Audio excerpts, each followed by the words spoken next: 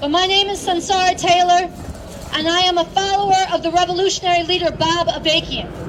And he is the architect of a new framework for human emancipation. I came here because I am a fighter for an actual revolution. I came here from New York, actually from LA.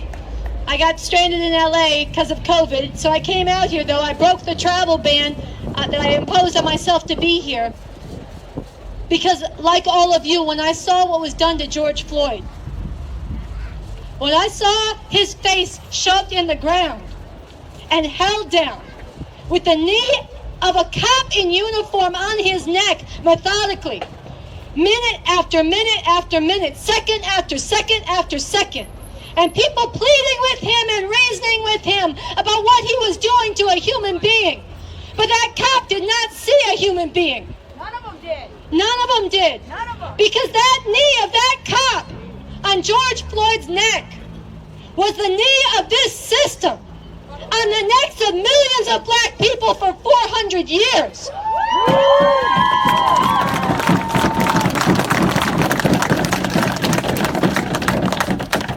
And you saw that image and it tore your heart open. And I saw that image and it tore my heart open. But to the people who rule over us, to those who put on that uniform, they did not see a human being, and they did that with calm. They lynched that man in broad daylight calmly. And I want to talk about why this is. The revolutionary leader Bob Avakian, who I follow, who I want you to know about, who you need to follow if you want this shit to end. Say that name again? Bob Avakian. He made a very important point, many important points, but he said this: the role of police is not to serve and protect the system. I'm sorry, let me do that again. The role of the police, let me do it right, is not to serve and protect the people. It is to serve and protect the system that rules over the people.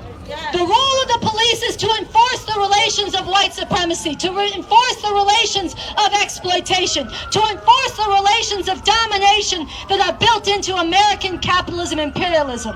That's why they kill over and over and over again, and that's why they are never punished for killing over and over and over again.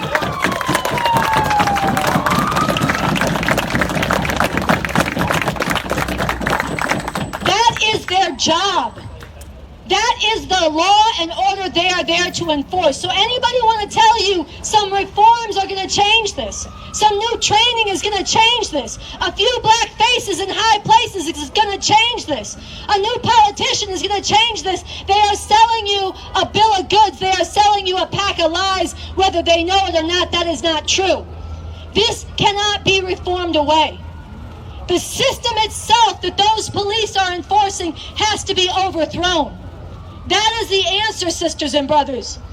And two things, you guys, that we really came to town to share. One of them is this: the murder by police of black people, of brown people. That's not new and you know it. That's not new and you know it. The reason people rose up all over the country like Minneapolis is because they saw in George Floyd what they saw done to Oscar Grant, what they saw done to Eric Garner, what they saw done to Ayanna Stanley Jones, what they saw done to Sandra Bland, what they've seen done over and over and over again.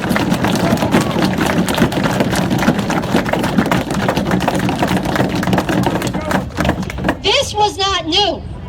But what was new? What was new is that people stood the fuck up and said no more. Right.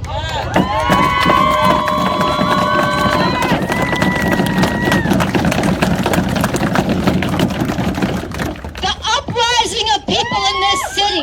Yes. That's right.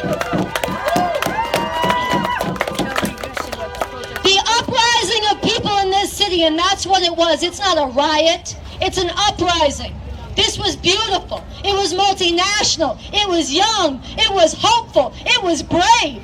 And it said, your power. You can bring your billy clubs. You can bring your National Guard. You can bring your armored tanks. You can shoot your tear gas. But you cannot hide your true nature, which is illegitimate. And you've been exposed. This system is not all powerful. People showed that we have strength when we come together, when we stand up. They are on the defensive right now.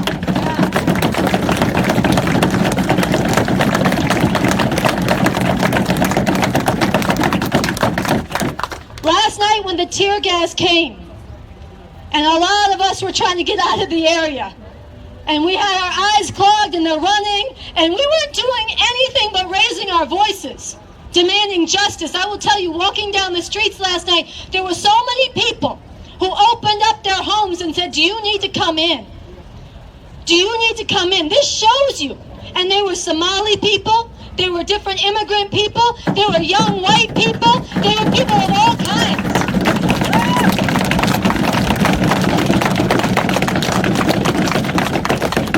And this shows you how people can change. People who were not thinking about this shit 2 days ago, 3 days ago, are thinking about it now and saying, I gotta open my home to a stranger. Okay? People can change quickly. But here's the thing. A moment like this, a beautiful uprising like this, it has to go forward. And we have to be real about ending the system that caused this. It is beautiful people have stood up. It's inspiring. It's felt good. That's why everybody wants to walk down the street and breathe this acrid air, because they're breathing an air of hope down here. But it has to go forward. We have to end this system. And that does mean revolution. That does mean the overthrow. And I want to be very serious with you, sisters and brothers. If George Floyd's death is going to count for something, it has to contribute to the death of the system that will never stop murdering black and brown people unless it's overthrown.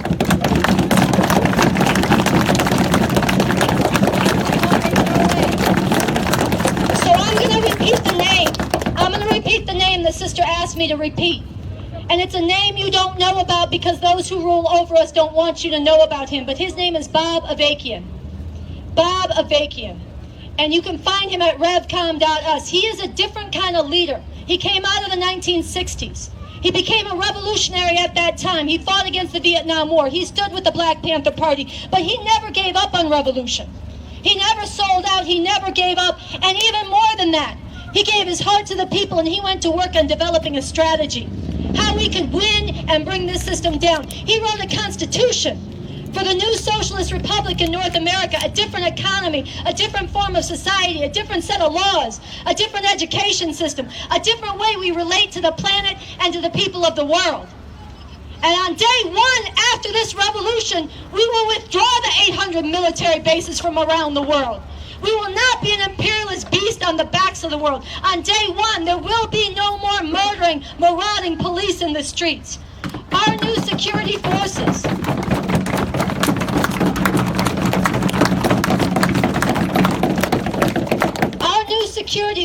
which some of y'all need to become to be real, would sooner put our own lives on the line than to wantonly endanger, let alone coldly murder, one of the masses of people. That changes day one. That's why we need to have state power ourselves. And Bob Avakian is a leader who has forged a strategy and a vision and a scientific approach where we can rise to that and make that real. So I'm calling on you to dig into this. Don't take my word for it. Learn about it. Watch his speeches at revcom.us. Learn about the revolution. Follow at Revcom on social media, at the Revcoms on social media, Instagram, Twitter, Facebook. Get connected. We have a YouTube show. It's youtube.com/therevcoms. Watch it. We're doing daily dispatches about this uprising. And connect with this. Let's build together. Let's make this death. And let's make this beautiful uprising count for something that it needs to count for most of all. I'm going to close with these words from the revolutionary leader, Bob Avakian.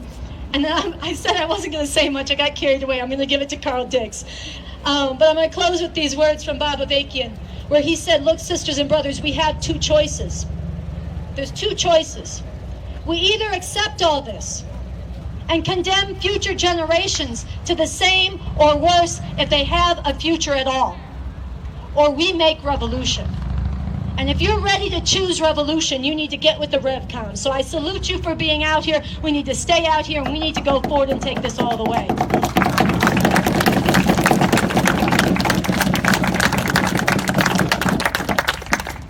Okay, I didn't let him take the mic from me because he deserves a real introduction. Carl Dix is a longtime revolutionary. He's somebody who back during Vietnam was drafted to go fight in the Vietnam War. And he looked into the nature of that war and he said, hell no. And he paid a price. He spent 2 years in Leavenworth military prison for refusing to serve in Vietnam. In prison, he became a revolutionary. When he came out, he connected with the revolutionaries of his time. Very early on, he met the revolutionary leader, Bob Avakian, and got on the path as a follower of Bob Avakian. He's a longtime freedom fighter. He's done many, many things, standing up against police brutality and abuse across this country, and for decades now. I ask you to put your hands together and give a lot of love to Carl Dix.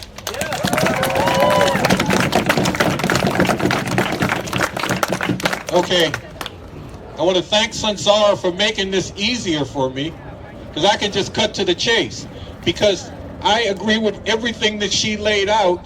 I want to start with this thing that she said about two choices. Two choices. When you look at everything that's happening around the world, when you see that pig put his knee on George Floyd's neck and keep it there while the brother is saying, I can't breathe, while the brother is calling out to his mother, telling somebody to tell his kids that they love him, that he loves them, because he knew he was going to be killed. When you see that, and then everything else, the immigrants being put in detention camps on the border, all the rest, I don't need to go through that. When you see all of that, and then say, do we have to keep putting up with this? Do we have to just try to get a little bit better for ourselves within this? Or can we stop this through revolution? Then you got to start looking into this question of revolution. You got to say, is that the way to go? And see, here's the thing about Bob Avakian and his leadership. Because see, he's the kind of guy, and I know this because I met the man almost 50 years ago. I am that old. He's the kind of guy who would say, you know, we need a revolution. We got to figure out how to do that. We got to figure out what challenges that brings up before us. We got to go to work on that. And that's how he's gone at every question all the way through. And you can get the benefit of that by checking out a speech that he gave, which is up on revcom.us. Why we need an actual revolution and how we can really make revolution. And he breaks it down. How these problems that humanity faces because of this system can't be reformed. And that to get rid of them, we got to get rid of the system. And then he gets into how we could get rid of the system and what that really means. And it ain't putting somebody else in the White House or wherever, because I remember when a black president went in the White House. A lot of people thought, well, this is going to take care of some problems. I told people at the time, they might be ready to put a black man in the White House, but they ain't ready to stop their police from murdering black people.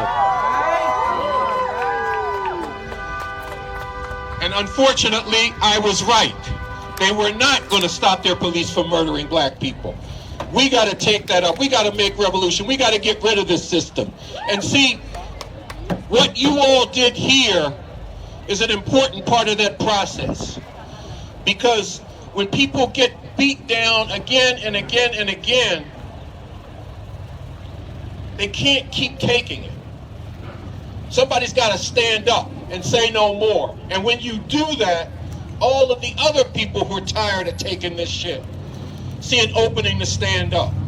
And all of the people in the middle who know it's wrong but weren't sure what, if anything, could be done about it, when they see the people on the bottom standing up, many of them are drawn to stand with it. That's part of the basis for how we can make revolution. And you all contributed mightily to that process. But look, sisters and brothers, I got to give you another challenge. And that's to contribute more to this process. To engage this revolutionary leader, Bob Avakian. Watch that talk that I talked about, why we need an actual revolution and how we can really make revolution. Check out the Constitution for a New Socialist Republic, where he talks about how the economy could be operated in a way that met people's needs. so that instead of the way it is now, where they destroy food in order to keep the prices up and the profits rolling in, that food could be produced and distributed so that people in this country who are starving got something to eat, so that people in different parts of the world got something to eat. All of that is possible. What stands in the way is this goddamn system and the way that it works. And it really is up to us. It don't come down to we get the Democrats in and they'll take care of it. We get a law passed and that'll take care of it. It comes down to a movement for an actual revolution, and people like you got to be part of making that movement happen. People like you got to enlist in it. You got to check out revcom.us. Look at the Constitution. Watch the speeches of Bob Avakian. You got to watch the Revolution Nothing Less show on YouTube at the RNL show. You can find it. Y'all know this better than me, how to work that stuff. You got to do this, sisters and brothers, and you can do this. Revolution is not easy. Revolution ain't no cakewalk. It's hard and it's complex. That's why we need leadership. But with leadership, this is possible. And it is the only way to end these horrors once and for all. And see, for me, when I saw that knee on George Floyd's neck, it hurt me to my heart. And a lot of people would say, well, it took me back to Eric Garner. It took me back to Michael Brown. And it took me back to all of those people, but frankly, it took me much farther back. It took me back to my brother-in-law, Bernard Warfield, who the police gunned down on his mother's steps back in the 1970s. And I was out protesting that then. That's how long I've been at this. But now, I'm looking at this with some new eyes and seeing the possibility of it ending. I see that possibility in the work and the leadership of Bob Avakian. That's why I'm urging people to check this revolutionary leader out. I also see that possibility in the fire. You know, and some people was mainly talking about the fire that took down things like the 3rd Precinct, but the fire in the eyes of the people in the street who were saying no more of this shit. Who were saying, we're not gonna fold up and pack it in because you bring some cops out, because you bring the National Guard out. I see possibility in that, but those two things have got to be connected. The fire that was in y'all's eyes in the street, the determination to see that this shit is stopped, has got to get connected up with that revolutionary leadership. And on the basis of that, we can do miraculous things. We can bring into being a totally different and far better world for people to live in. I'm going to stop there.